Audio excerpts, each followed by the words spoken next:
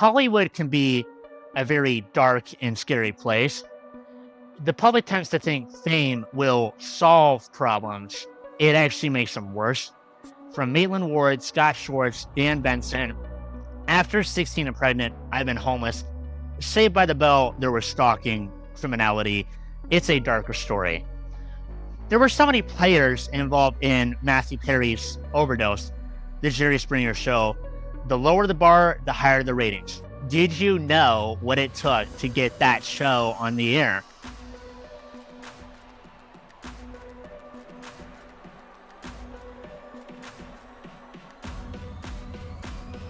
How does one get into true crime? Today's guest is an example of that. We connected through our love of Hollywood Demons. He is the voice behind the account ID Crime Vault on Instagram. His love for true crime started in his own family, and they know he's going to be on the Better Call Daddy show today. We're getting into true crime, and we're talking about how sometimes your parents' passion can turn into your own and even magnify that. Jerry, welcome to the Better Call Daddy show. Okay, Jerry, I am excited to have you on the Better Call Daddy show. You and I connected through our love of ID and Hollywood Demons. Yes, absolutely. Such a great season. Yeah, so you started watching Hollywood Demons season 2, which was the episode that I was in, right? Yeah, I started with, it was Boy Band Confidential. That was the one that came out a week earlier. It was, initially I was a little frustrated because it was right in the middle of another ID show that was airing, and I'm like, they just got started, so it's like, what are they doing? So, but then when I first saw it, I'm like, I've got to see this because I love music, and you have music and true crime mixed in together. I don't know if you can tell by my shirt. I've got, Joe Kenda on. Tell me about your shirt. So here, I've got Joe Kenda on, which is the first show that I watched, and the ID logo is at the very bottom. So we bought this from Amazon several years ago. So you are a big fan of ID. Love ID. Love them. Which is investigative discovery. Yeah, investigation discovery, correct. Cool. Yeah, tell me about your love of true crime. And you said that pretty much everyone in your family is true crime fans. What is it like having a household like that?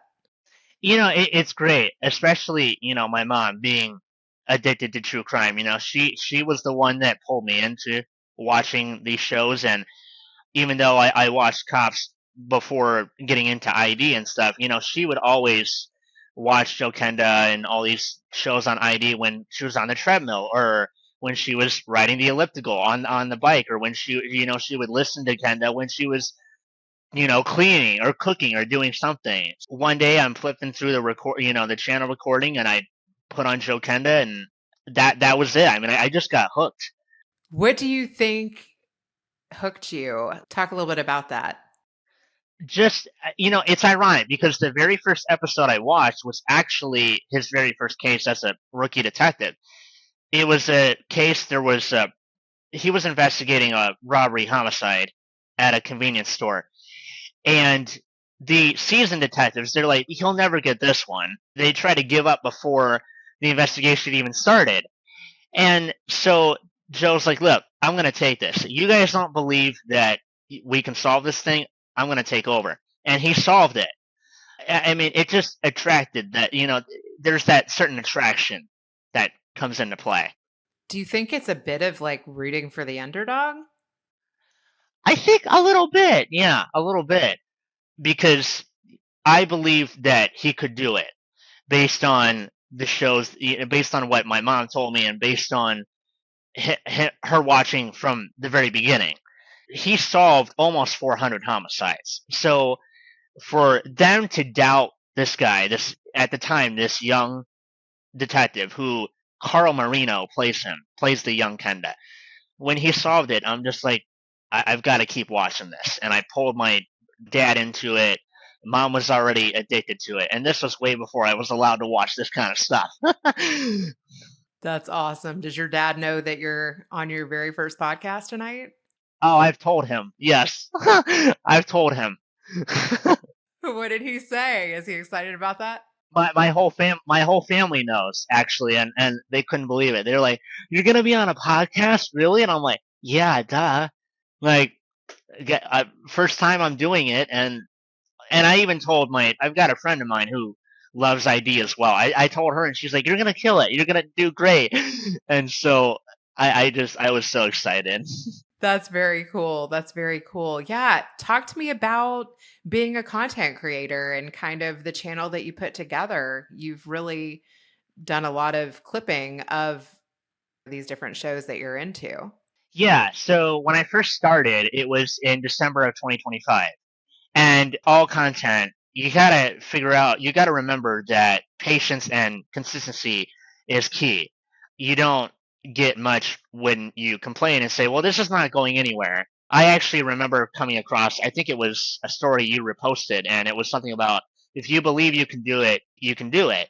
Something along those lines. And I remember when I first started, I started to doubt myself. I'm like, is this going to work? Is this going to happen? And over time, the true crime it started with the smaller true crime accounts that followed me. So the final true crime podcast was one of them, and then it grew and grew as time went on. Especially with like the crime with CrimeCon happening, ID reposted my or added me to their story once. Simone Boyce actually replied to a story I put on Boy Band Confidential the night it was airing. And Holly Madison has added me to her story multiple times now because right now Lethally Blonde, her show, is airing. So it starts off with nothing and then it grows into something, and you just have to keep going and try to figure out investigation discovery's niche, and it worked. It worked, yeah. I'd say it worked more with Holly Madison more than Simone Boyce right now, because Holly Madison has added me to her story numerous times. This is like the fourth time she's done it. And Drew, he's followed me. I don't even know what made him follow me. I remember I'd got out of the shower one day, got all dressed, went to the living room, and I look and I see Drew Pinsky followed me, and I'm like, okay, dang, this is an upgrade. You have an actual verified person doing it. I love that. That's great. Congratulations. Yeah, totally keep it up. And when you get people checking out your story or interacting with you on a social media platform, I feel like that's like the first stage in potentially getting a hold of them. Yeah, absolutely. And it's like a lot of the followers that follow me on the true crime account, it's like I don't even know who they are. I guess they just love my content. And the other thing is like I'm very careful about what to post and what not to. Like to give you an example, they have a series on the docu series on ID coming out tomorrow. Big Girls Wanted Escaping Paradise. I saw the trailer and I'm like, I cannot do this. This is one I'm letting ID take over. They want to do it, great, because it's like it was too much. That's funny that you have a threshold of too much because I feel like a lot of the stories that they cover can be too much. Tell me your thoughts on the Hollywood Demons that I was a part of, the Jerry Springer episode. I have to say this: the thing I will remember the most from that episode is toward the very end when Simone is talking about the guy who tragically took his own life after finding out that his fiance was cheating on him with his best friend. It's bad enough to find out that information in private, to be ridiculed in front of a whole audience and have the booing at each other, and it's just public embarrassment, and it was just so heartbreaking to see. It's like, why did it take this long for the show to be canceled? Because if you remember, there were people protesting saying, we don't want Jerry Springer on TV, we want it gone. And it was just a somber thing. And there were other moments as well. I'm sure you saw my post yesterday with I'm trying to remember what it was offhand. The case with the two women stuck in between the same man. That was I didn't expect it to go as viral as it did, but I get like when it comes to reality and fights and that kind of stuff, unfortunately, that's what people want. And it's like, do you not realize you're dehumanizing these people on stage?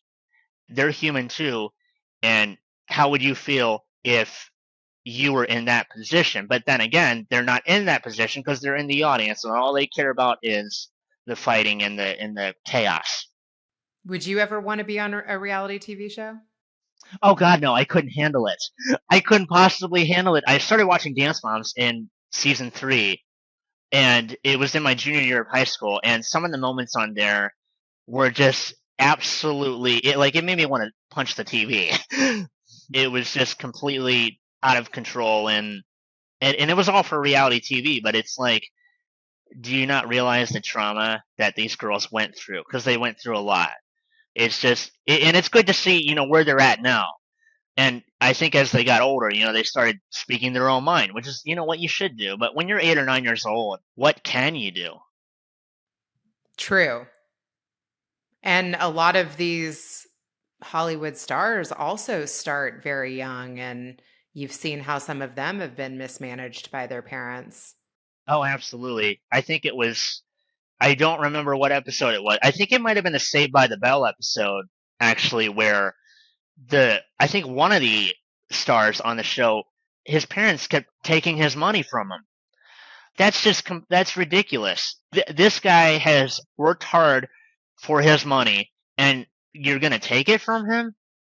I just that was shocking to me. What kind of parent does that to their child who has worked hard to build what they've built? Lots, unfortunately. Britney Spears is a good example of that too. Yeah, absolutely. And it's the guy that was, I cannot remember his name right now, but he lost his job because of COVID. He was in the second episode with Maitland Ward and Scott Schwartz at Dan Benson. He was in. I'm trying to remember what film they from A Christmas Story, Boy Meets World. Can't remember which film he was in, but in 2020 he lost his job because of COVID. So he turned to the adult film industry as a result. That was in the promo. Yeah, and it was like, I guess this is what you have to do to survive. And it's also like with 16, the stars from 16 and Pregnant. I was going to bring that up as well because I actually worked on a documentary in Kentucky. It was right down the street from my parents, and there was an entire high school of pregnant teens, and I worked on a show that was shot out of that high school with the same producers of 16 and Pregnant years back. Yeah, I think it was called like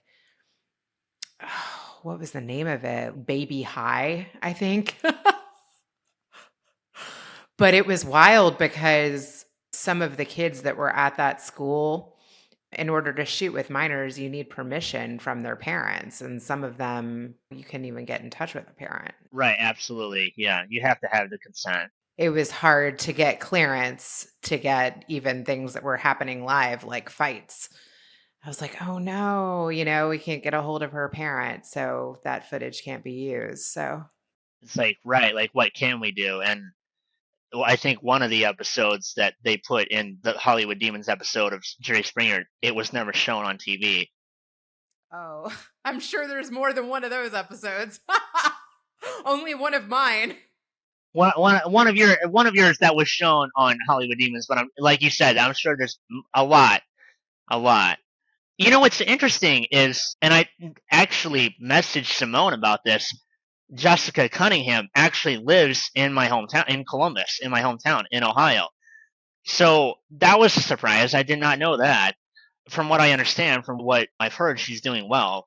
But I mean, you think back to what these kids went through back in the day. I mean, some were addicted to heroin, some were homeless as a result, living in an RV. I mean, like, how does this show help its people? And that's the price of fame. You think, oh, great, I'm going to be on TV. Sign me up for this. And then you realize it's not as glamorous as it seems. Definitely not. Yeah. Talk to me a little bit about growing up in Ohio and a bit about your backstory. So I was born in Fostoria, Ohio, which is about an hour and a half or so away from Toledo. And we moved to Columbus in 2009. So my dad, he's an immigration officer. Mom's a stay-at-home mom, but she teaches pickleball now. Went to New Albany High School, graduated in 2024, and now I'm at Ohio State University studying criminal justice and psychology. Thank you. Criminal justice and psychology, that goes right along with your true crime obsession. Absolutely. And I'm part of there's a true crime club at OSU that I'm a part of. Did you start it or? No, the guys from last year, I started in my freshman year of college, and the guys the who run it, the president who runs it, along with the treasurer, they graduated, so they had to elect new members. But I still keep in touch with them, so and I always tell them, I want ID to follow me, and then they added me to their story, so it's going somewhere. Yes, yes. And also talk to me about how when you were little, you wanted to be a police officer. Yeah, I mean, like I said earlier, I just saw like the cops and going up and down the street, and it was very different from Fostoria. Fostoria, you had trains, and I loved trains, but when we moved down to the big city, all you saw was like fire trucks and police cars going up and down the street. And I used to watch police videos all the time. I'm like, man, I want to be one of those guys. Because of my heart condition, I just can't. Because of the stroke I had, it's impossible. But I'm in a lot better shape than I was about 8, 9 years ago. I used to love playing video games, and finally my mom was like, no, you're going to the gym, you got to work out. And I haven't regretted that decision since. It should have worked out sooner, but that's how it is now. Do you remember 8, 9 years ago what happened? um in terms of me being out of shape, I could barely walk for like 10 minutes. I had to sit. Yeah, it was pretty rough. I was just always getting, these dizzy spells and headaches and nausea all the time, and there were rough nights. I even had an ear infection when I was in third grade, and it just, oh my god, when I first got it, I remember screaming in the car how much pain I was in, and I really needed this medicine. I think it was amoxicillin is what they put me on. I think. I mean, that's the only antibiotic that I know of. But oh, I was so glad for it to be done, and I would always get nauseous during flights and stuff, and I'm just like, no, something's got to change. So now I'm working out, and even though I'm not this big muscular football player, I still work out as much as I can, a couple times a week. So it's helped a lot, especially the hip hop classes that I've been taking. I love that you're taking hip hop classes. Tell me more about that. Are you the only guy in there? No, there are other people. There are other people in there that are in their 40s that are taking it. I'm mostly, surrounded with a lot of women that I know, but there's a couple guys in there that do it. Even my dad has gotten into it a little bit. Yeah, my mom's been taking it for, man, I think as soon as my hip hop instructor started, I think is when my mom started taking it. And my dad always says, I look awkward doing this. And I'm like, don't, you're doing just fine. Don't worry. Because sometimes I don't even know what I'm doing either. But it's great. We all do it as much as we can. And, I recently started getting back into a class I used to take on Saturdays. It's a weightlifting class. But man, that class is hard. It's 45 minutes, but there's hardly any breaks. Is it body pump? It's a mix of lifting, and it's a full body workout, and you get cardio into it as well. It's intense. It's 45 minutes, but it's very intense. I love it. So you guys are like a hip hop class, true crime family. That's fun. Yeah, it's amazing. Tell me more about like your relationship with your parents and like how did you get to be so close with them? That's really cool. My dad, being an immigration officer, he has something closely related to what I want to do, along the lines of being a part of the criminal justice system. And my mom and I, we get along okay. There are moments where we disagree on things, but we still have our great moments. And she's always told me, you try playing pickleball with me, which I did before I had leg surgery. But then I'm just like, this is not my thing because I don't even know what I'm doing. and my eye coordination is not that great either because I see better with my left eye than my right eye. So I stopped doing that, and I'm like, no, I'm just gonna do my own thing. That's cool that you were open to trying it, though. That's great. Yeah, you never know. Yeah, you never know until you try something new. And it's just like with my true crime account. It's like you never know who's gonna follow you. You never know what you're gonna get out of it. Just try it and you don't quit. Yeah, I love it. Do you have I know like you're even trying new things this week. You did this post where you said, what do you think, ID is going to do next? And then you mentioned a bunch of other shows that you would like to see them cover. You want to talk about your predictions and why you picked those shows? Oh, are you talking about the Hollywood Demons Yeah. post that I put on? Yeah, they definitely need to do Steve Wilkos because I didn't realize it until I watched the show that he was a security guard for them, for Jerry Springer. So there's some sort of influential thing in there where, I think I feel like it's kind of like a father and son thing, seeing what was seen on Jerry Springer, and it's like, well, now I've got to do my own show. And he was a former cop, so it's almost like this is the new era, new version of Jerry Springer, almost. And then with Dance Moms, it's like they almost have to cover that because of these young child stars. They always do child stars like every season. Why not do one centered around them? Because now these stars that were children, they're now Nia's a book author, I believe, and Mackenzie, she did an album that was released 2 years ago. So they're off doing their own thing now, but they were under a lot of pressure, especially Maddie. I mean, being Abby's favorite, I think there were some moments in there that were quite, for me, it was quite upsetting to see, especially when in season 3, the guys walked out because Kelly was gone, and Abby's manipulating her and twisting her, saying, "That was awful what you did to me." Well, think about how awful you're treating the children. You say in your contract that this is supposed to be a supportive, fun loving environment, and yet that is not what you are showing. So I think they definitely, out of all the shows that I selected, I think that one definitely, those two need to be on Hollywood Demons next season. I hope there is another season. This season definitely got my attention. I think there will be. It's become such a popular show. It's now one of my It's now added to my favorites list. Lethally Blonde, it's starting to grow on me a little bit, but not my favorite yet. But they just did a episode yesterday about a death of. There were 4 people found inside of a burning house in Oklahoma City. One of the women, I don't know if you've ever seen the HBO series Cat House, if you're familiar with that one. It's about these people at the Moonlight Bunny Ranch in Carson City. And one of the women, unfortunately, she was found deceased inside of that house. And though I think the way that Simone Boyce and Holly Madison present their shows, it's very authentic.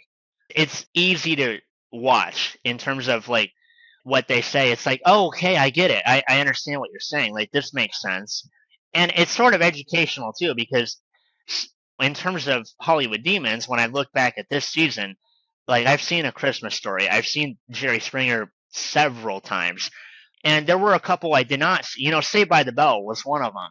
You hadn't seen Saved by the Bell? Yeah, that was kind of before your time.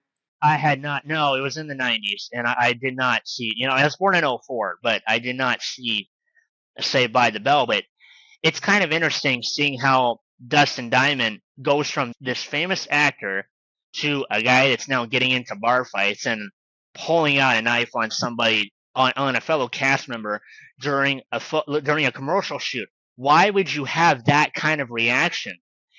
It's so extreme. Yeah, what is your take on that? I think the situation definitely, he spiraled out of control. Over, obviously, cast members, they're gonna have disagreements, but to pull out a weapon on somebody, that's like next level. And then you could tell that the penchant for violence is coming because of what they found in his room. But it's also at the same time, it's like You go in the room and you find all these weapons in there. Why would the production company or why would anybody producing the show allow this on the set? Like when they walk in his room and notice all this stuff and say, "You're gone. I don't want you here because this is a threat to other people." And of course, the girl who played Lisa on Saved by the Bell after after Dustin Diamond passed away from cancer, she says, I miss him toward the very end of that Hollywood Demons episode. But you also got to think about the dark side that he had. It was almost like Jekyll and Hyde because he's this famous actor, this famous icon, and then all of a sudden now he's obsessed with weaponry. That's a very dark turn, a very very dark turn. Since you've watched all of this true crime, do you think that whoever's in control of the edit impacts how the story is told? I would say I think a little bit, yeah, because I think there are some moments in there that obviously you can't show. Obviously some of the shows, they say dramatic reenactments, so they cut some stuff out, or it's not exactly as bloody or gory as it seems, because that's not what they want. And Joe Kenda once said, what you see in TV, that is not real life. In real life, when you see a crime scene or a murder take place, it's completely different, because when you actually see that, it's a very ugly business. And him being a detective for 23 years in Colorado Springs, he's seen a lot of bad things. And what is shown on TV is completely different from what reality is being displayed. So when they cut this stuff out, I think that they're doing it to protect their viewers, but also at the same time, it's a sense of desensitization, or whatever they become desensitized to it. Do you think you actually would want to do that kind of work? I mean, you are studying criminal justice. I thought about being a criminal psychologist, actually. Somebody like Dr. Michelle Ward, she was on an ID, she's been on a couple ID shows. She's got her own podcast, actually, Mind of a Monster, which I think that was actually originally an ID show, an ID series, and then they switched it over to a podcast. So somebody like her. Oh, I forgot about Madonna. I forgot about the Madonna case for my proposal for Hollywood Demons. Because, she was stalked by this guy who had mental health issues. He was claiming that that they were married. What they call erotomania, where it's like you believe you're in love with somebody, but they don't know you.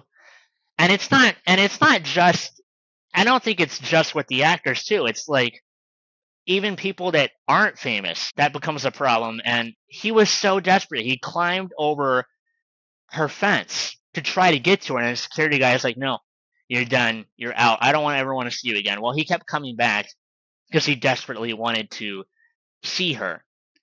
I don't know if you saw. Did you ever see the first season of Hollywood Demons at all? They did an episode on celebrity stalking, and it was cases from Ashanti, Taylor Swift. Drew Pinsky actually was one of them that was being stalked by this guy. I think him and his wife. Oh yeah, I don't remember the details exactly, but he was stalked by this guy, and him and his wife were being stalked by this guy for, I think, approximately 2 or 3 years. I'd say. I'd have to rewatch the episode again.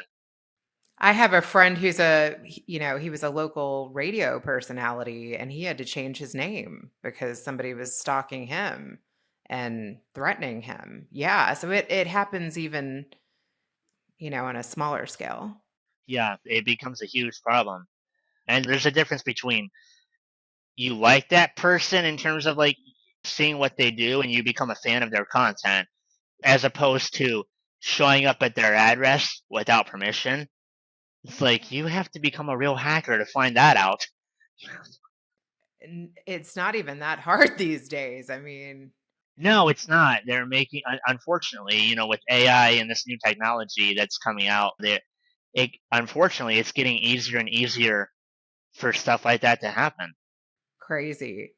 So do you want like your own series of where people would call in and talk to you? Like, could you imagine that? Oh, absolutely. That would be quite interesting if people were talking to me about certain true crime stuff and wanting to know about my content and that sort of thing. I actually proposed an idea because ID has only gone to my city one time when it came to cop shows. And I'm thinking, there's a show called All Access PD, which takes place in Grand Rapids. Why not do one in Columbus, where I live? Because Columbus is the capital city in Ohio, and they have a lot of crime. And because I'm familiar with this area, and it's very different from Fostoria because in Fostoria you don't have a lot of crime as opposed to a major city. Like you're from Houston, correct? I just moved from there, but yeah, I did live in Houston. There was plenty of crime there, and I lived in Chicago for a decade. Plenty of crime there. It's a lot. It's very between small town and a big city. A lot of stuff happens in big cities. And that's why court TV is so popular too. Yeah, they actually, it's interesting. They collabed with the Law and Crime Network to do a case that occurred here. It was the murder of a dentist and his wife that occurred over on Summit Street in an Italian village where I live in Columbus. And it was just, I knew it was a big case. I didn't realize it would garner that much attention. The other thing that's big in the news right now is the Mackenzie Shirilla case. Are you familiar with that one at all?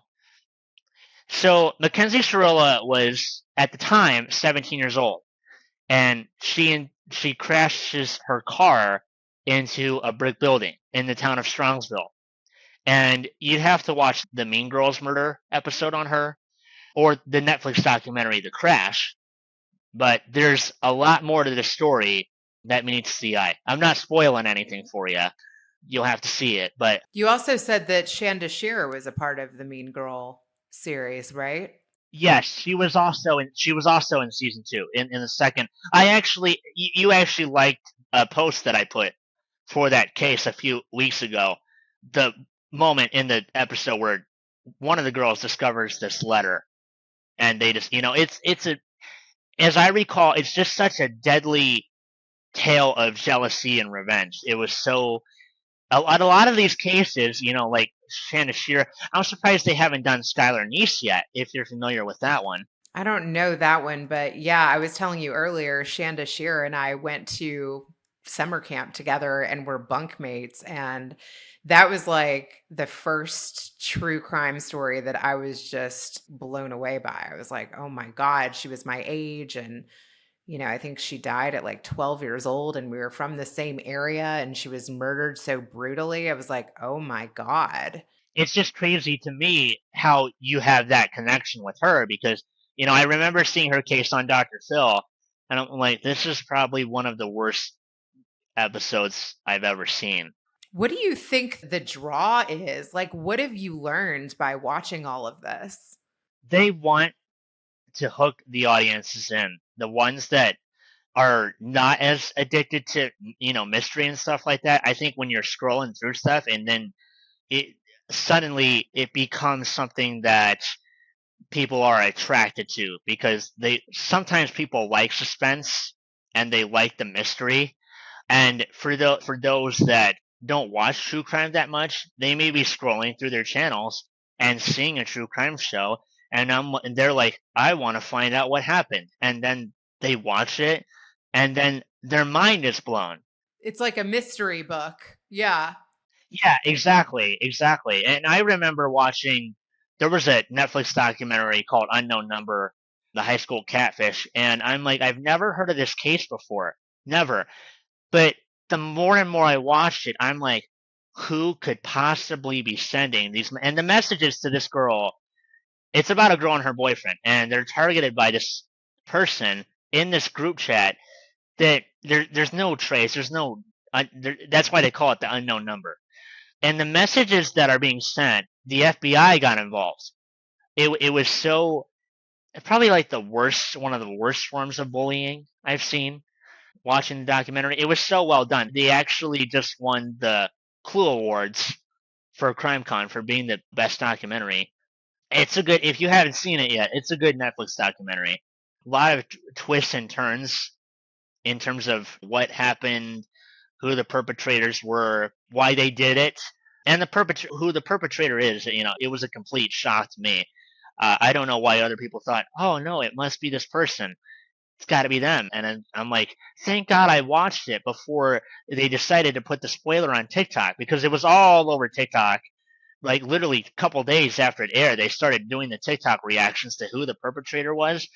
And I'm like, well, thank God I watched it the day it aired, because I want to find out the full story. I love it. Does your dad ever talk to you about his work? Sometimes he does. A lot of it, unfortunately, it's confidential matter.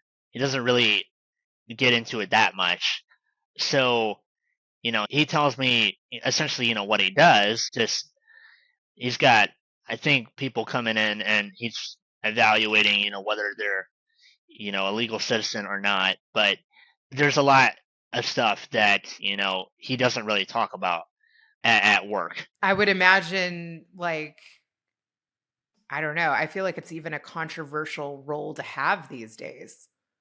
Yeah, it can be. It can be. Absolutely. And even police officers too.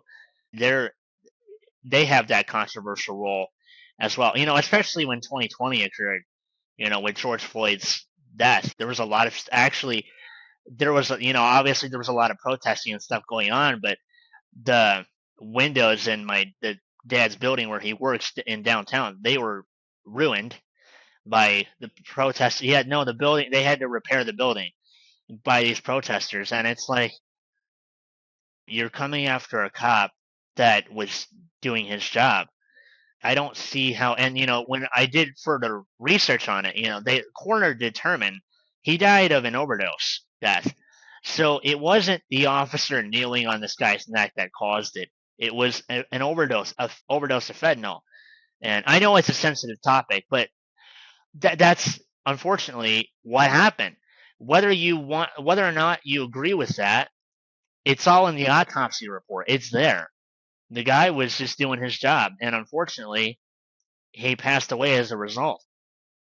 Do you think your dad being involved in law enforcement has made you, do you think that's part of why you wanted to be a cop as a kid? Oh, absolutely. Him being an immigration officer, something along the government system, criminal justice system, that's definitely part of it. And I always talked to cops and firefighters when I was a kid. Our school resource officer, I always talked to them. I just love that aspect. And it's hard to find real true crime addicts that are in college, because they say, oh yeah, no, I've watched this a couple of times, but they're not addicted to it like I am. They're just not. Like, I need a real, like my friend at the gym, she loves this kind of stuff. Have you ever like wanted to do a true crime mission, or have you like volunteered, or like, yeah, I don't know. There are, there's one case right now that in Columbus that still haunts me today, because me being a student at Ohio State University, I'm sure you can look this case up, but this guy, he disappeared from a bar in 2007. They don't know where he is. I mean, he goes into this bar, I think it was on High Street, and he just disappears. There's no trace of him. They don't even know if this guy is alive or dead. And it's one of those haunted mysteries that's like, well, you don't have a body. This guy's missing. Where's he at now? Is he alive or is he gone? That's one of the cases that if I were to solve a case in the near future, that is one that I really would want to solve, because Yeah, there was a girl from my hometown too. Now that you just said that, I want to look up her name. I think her name was Ann Gottlieb, and she was a little bit before my time. I don't think she's ever been found. And my cousin took piano lessons from her mother, and the brother looked just, yes, like her. She went missing at 12 years old from Bashford Manor Mall in Louisville, Kentucky in 1983. interesting. Wow. Her body has never been found. And she was an immigrant. Yeah. See, yeah, those are the kind of cases where it's like there's no closure to something like that.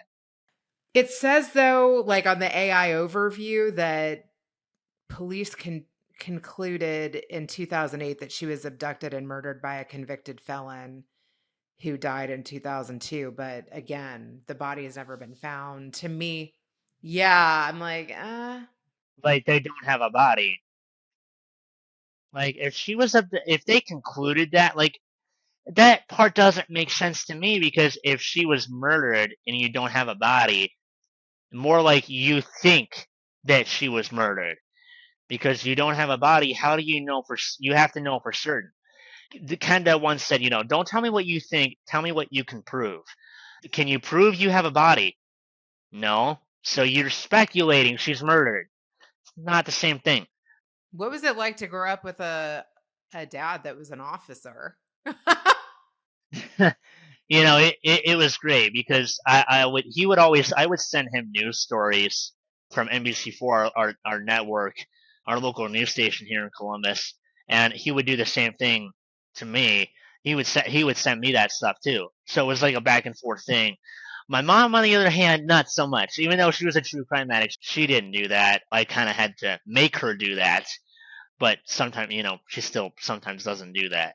But yeah, we send stories back and forth to each other about what's going on in our city. Like recently, there was a Does that make you see people differently? sometimes a little bit because I'd say I'm a lot more now that I'm going over to main campus.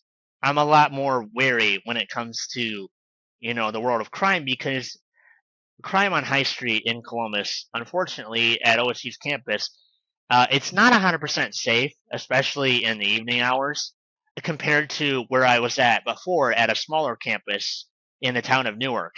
You can trust that you can walk outside and you're going to be fine. They've had a couple fights and stuff like that, but it's relatively safe. I think small towns are safe communities. So when a major crime happens in a small community, it's like that was completely unexpected, which brings me to wasn't Shanda killed? She was killed in a small town, right? Somewhere It wasn't like a major city. Like I'm from Louisville, and I think she was from like a small town in Kentucky.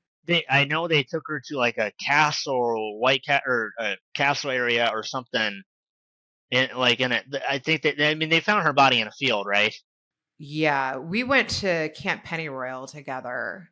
Delphi, maybe, and like I think it was like southern Indiana, northern Kentucky, around there. Yeah, exactly, exactly. So, I don't remember the town offhand. Or wait, no, New Albany. New Albany, I think, was the town. which is right across the river from Louisville. Yeah, yeah. That I think that was where she was killed. Yeah, my dad worked in New Albany. Yeah, Oh wow. yeah. So that just really hit home. I was telling you earlier, like we went to camp, we had like matching bikinis. Like she's the one that taught me what a hickey was. Like it's crazy for something like that to happen just to a young girl. It was really traumatic finding that out. It was. You know. And it's interesting because one of the cases in there's a I don't know why ID put new season because it's not a new season. It's a new series, but there's a case that they're putting in in my hometown actually in this series Bodies in the Water, and the fifth episode is about this guy who was found in the Alum Creek Reservoir. He's found dead, and that case I remember real well because I read about it. It was like 4 or 5 years ago, and it was like just before I started my sophomore year of high school, I think. And I'm like, who could have done this? It was a father of two, I think. It was like, who could have done this to this guy? So they're covering his case in a few weeks. Yeah, I feel like if I watched as much true crime as you, I might not want to leave my house. Like Yeah, yeah. I think sometimes I know my mom used to watch Criminal Minds, and she couldn't handle it. And I'm like, well, okay, if you can't handle it, I don't want to. I don't want to have nightmares. That's just no. Even though I love true crime, I don't want to have nightmares. And there are some shows on Amazon Prime that I will not watch, and just because I don't want to see that, it's just too much. Even though I love true crime, I don't need to see the blood and gore. I don't need to hear all the graphic details. Oh my God. Well, this is such a turn from what I normally cover on my show. I'm excited to hear what my dad has to say about this. Is there anything that you would like to ask him around this genre? Yeah, I'm curious. Yeah, I mean, does he watch ID too? I mean, You know what's funny? I don't even think he's watched the Hollywood Demons episode yet. My in-laws were here for my son's graduation. I was like, "You've got to watch it." I wasn't sure if they had HBO, so they watched it, disappointed. and they were like, "How did you work there?" That was their response. Yeah, I mean, because I still remember some of the episode title. Well, a couple of the episode titles. I think the one that I remember the most is "You Said It." My grandma stole my man. It's like, who has that kind of title? Why? I will never forget that story. And the girl who called the show was like the 14-year-old, and she didn't even leave her name. She just left the message like, you know, am pretty sure that my grandmother slept with my boyfriend. And what was crazy is like it was true. They all admitted to it. It was true. Like the mom slept with them, the grandma slept with them, she slept with them and was pregnant by him, and he just needed to admit to it. Like that was See, this is just complete chaos unfolding right before our eyes. Like, it was emotional, to be honest. The grandma didn't know about the mom didn't know about the grandma, the daughter wasn't sure if it really was all happening, and the punk 18-year-old boyfriend was just like, yeah. Yeah. It was crazy. the other thing that I remember is, and this is just coming back to my memory, the Surprise as a drag queen show that in Houston was talking about it, and that's when he quit the show. I'm like, yeah, absolutely, because what kind of son treats their mother that way? Obviously, me and my mom have our up and down moments, but you know what? Who calls their mother, belittles their mother, calls her awful names like that? Like that's not something you want to air on television. But they did it.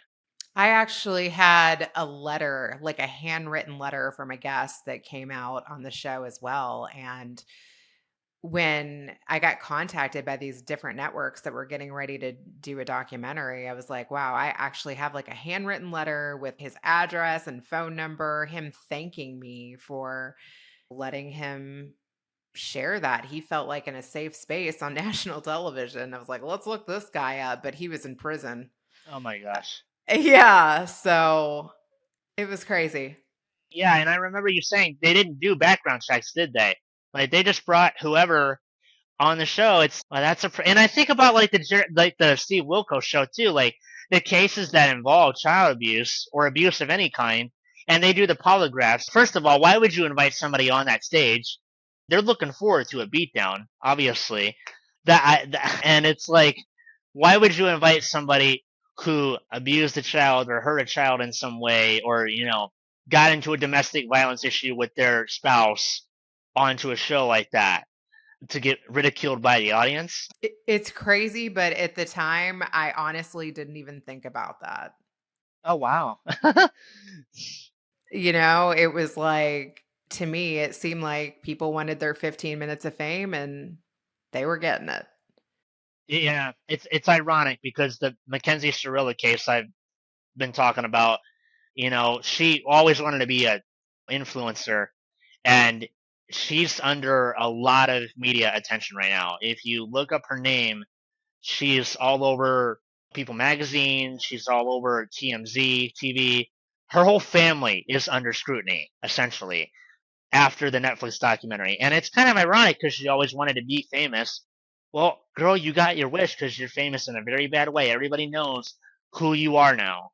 Careful what you ask for. Yeah, exactly. Be careful what you wish for. Yeah, Drew Pinsky said the same thing about one of the episodes. Be careful what you wish for.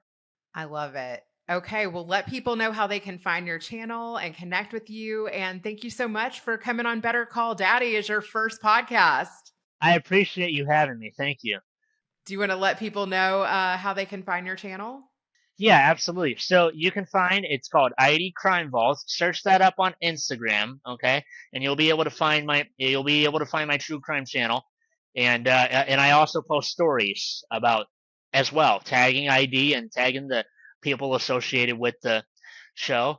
Also, real quick, in terms of one of my posts that I posted a couple of days ago, I think it was yesterday, how I predicted Death by Fame will come back in August. Reason why I say that is because they've been doing a lot of ID has been doing a lot of shows lately on Hollywood fame and the dark side of influence.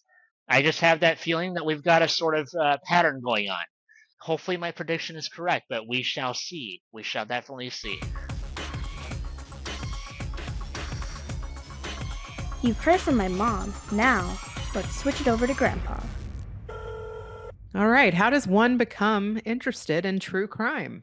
What's very interesting is that Jerry has been able to find it through regular media, but there's documentaries on TV and movies as well, where they're supposed to have some truth behind it. And when it comes to the crime scene, there's plenty of different types of versions of police work. There's police work where they make it up, and some of it isn't really based on real incidences, and it's just a soap opera show, okay, where the love affairs are as much as the crime stopping. And then there's shows that really try to examine real cases and where there's real people that submit the trials and tribulations of trying to solve different crimes and give the victims their justice and peace for the families. It's very fascinating that Jerry is not necessarily into the gore or the blood or get off on the tragedies. He's really very interested in the stories and really wanting to know the psychology of it, as well as how to prevent it, as well as figuring out the puzzle to it. And he's taken it even a step further, where he writes about it and analyzes it like he's on the case. Isn't that funny? Yeah. He's put himself into the video game where he's actually the detective. It is fascinating. Yes, he's studying it in school. He's part of a true crime club. He wanted to be a police officer as a kid. His dad is an officer. But this is where his parents got into it, and you can actually pass on not only you're asking your children to follow in your footsteps towards maybe your profession, but even some of the adventures that you want to go on. How many times do parents that like to climb mountains or do parks and recreation that their children did that, and then you blink and the next generation's doing the same thing where they're taking their kids to the same parks. So the influence of parents, and that fits right into the Better Call Daddy show, is that it's quite pronounced in our lives more than you think. That whatever examples that we're setting, whether it's work or pleasure or sin or drinking or our attitude towards different people, your children are getting an education firsthand, and what they see is what their parents do. And even though we're not perfect citizens, we have to still be very careful because acting naturally is what we all want to see. And our children will follow sometimes whatever we do naturally. And and as you know, my children and even the way I grew up, we don't want false stories. We don't want bullshit. We don't want you do one thing and tell me to do a different thing. We want to be able to do the same thing, and more wanting to do the same thing than doing different things. Now, a lot of children will also say, hey, I don't like the way my father or my mother acted on this or that, and I'm going to break the trend and do something different. And they try very hard to maybe make a new start. But still, what they're doing is also took the example of their parents and said maybe no to certain things, and it also influenced them on what they're going to do next, and not necessarily do the same thing, but to learn from, unfortunately, sometimes a bad example. But the irony is that even with bad examples, we'd like to think that it's never too late for a person to correct their behavior or correct their relationship and still be able to forgive each other, hopefully, and move forward and still be able to have a generational relationship. But it ain't an easy job, that's for sure. But I did that. He came on your show, he let it all hang out, and he really showed his compassion and dedication to really crime solving. And that's the part that is really could be even a job someday. But to critique the shows and bring out the pluses and minuses of how things are running from the show sounds like he's a very constructive critic as well. And some people get paid to do that as well. Oh, So, yeah. Shows love to get feedback. I mean, constructive criticism is actually, I feel like, hard to come by. So he's uh, gotten the attention of the network. He even shared that multiple times. and he has really a beautiful, positive attitude towards it all. But it still originates from the hobbies and profession of his parents. And he's taking it a step further. And that's really what all of our dreams are, is that hopefully our children can take it a step further.